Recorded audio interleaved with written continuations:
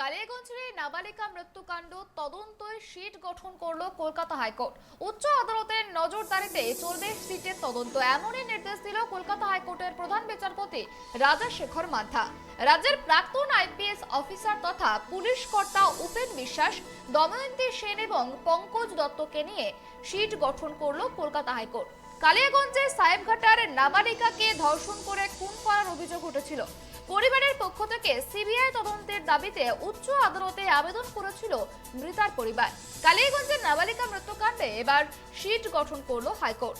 এই সিটে রয়েছেন প্রাক্তন সিবিআই কর্তা এবং রাজ্য পুলিশের প্রাক্তন আইজি, রয়েছেন কলকাতা পুলিশের স্পেশাল সিপি। বৃহস্পতিবার কলকাতা হাইকোর্টের বিচারপতি রাজাশেখর মান্থার নির্দেশ দেন, প্রয়োজনে সিট ওই নাবালিকার মৃতদেহ দ্বিতীয়বার ময়নাতদন্ত করতে পারবে। মৃতা নাবালিকার পরিবারের নিরাপত্তা সুনিশ্চিত করতে হবে রাজ্য পুলিশকেই। সত্য সামনে আসা দরকার, মন্তব্য রাজাশেখর মান্থার। তবে কলকাতা হাইকোর্টের এই নির্দেশে খুশি নন নাবালিকার পরিবার। দেখেন, এটা তো রাজ্যের কিনা, আমরা নিরপেক্ষ চাচ্ছি। কি ধরনের? মানে সিবিআই তদন্ত চাচ্ছি, সিবিআই হোক, এনআইসি হোক, এনআইএ নাকি বলছে, হ্যাঁ, এরকম ধরনের, মানে কেন্দ্র সরকারের।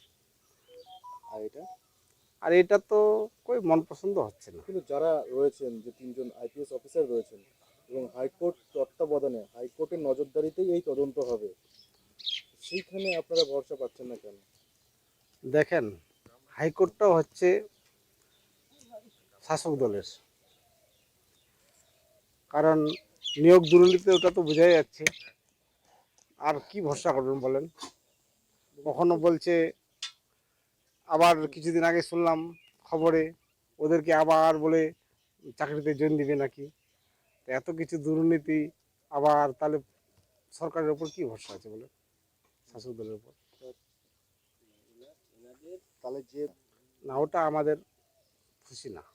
সিটে আপনারা সন্তুষ্ট না? না না, তাহলে আপনারা কোর্ট একটা চাইছেন? তাহলে আমরা চাচ্ছি সিবিআই তদন্ত হোক, এনআইএ হোক। কোর্ট তো সিবিআই দেয়নি। কোর্ট দেয় নাই, ওই জন্য অপেক্ষা করছি, দেখি কবে দেয়। কবে দেয়।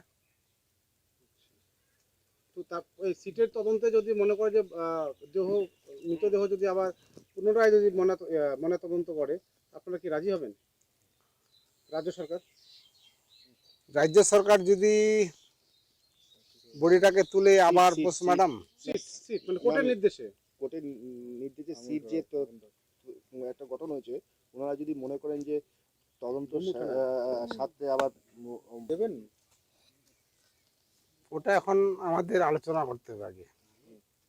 আর যারা তদন্ত ভার নিয়েছে তারা খুব ভালো নিয়েছে, এর আগে অনেক কেস সলভ করছে। আচ্ছা, সেই পরিপ্রেক্ষিতে কি বলবো? কারণ ওইটা যে নতুন সিট গঠন করেছে কিনা ওটার সম্বন্ধে আমার জানা নাই, ওরা যে কেমন। হ্যাঁ, কারণ এর আগে আমি শুনি নাই হাইকোর্ট নতুন সিট করে এরকম কাজ করেছে। দেখুন, ব্যাপারটা হলো, আমরা তো সবসময় ন্যায়ের দিকেই চেয়ে আছি। আমরা চাই এই তদন্তটা সঠিক হোক, তদন্ত হোক। সিট বিষয়ে আমরা অতটা জানি না যদিও, কিন্তু সিবিআই তদন্ত হলে বেশি আমরা খুশি হতাম। মানে সিবিআইয়ের উপর আপনারা বেশি ভরসা পাবেন? সিবিআই তদন্ত হলে আমরা বেশি ভরসা আছে আমাদের। কোর্টের উপর ভরসা নেই? কোর্টের উপর ভরসা আছে, কিন্তু কোর্ট এই কমিটি গঠন করলো, এটা কিভাবে কোর্ট দেখলো এটা আমাদের মাথায় ঢুকছে না যদিও। কিন্তু সব তদন্তের নির্দেশ তো কোর্ট থেকেই হয়, সিবিআই তদন্ত হোক কিংবা এনআইএ তদন্ত হোক, কিংবা এই যে সিটের যে নির্দেশ দেওয়া হয়েছে সেটাও তো কোর্টের নির্দেশেই হয়। তাহলে আপনারা কোথায় বিশ্বাসযোগ্যতা হারাচ্ছে কেন, কোথায় বিশ্বাস পাচ্ছেন না?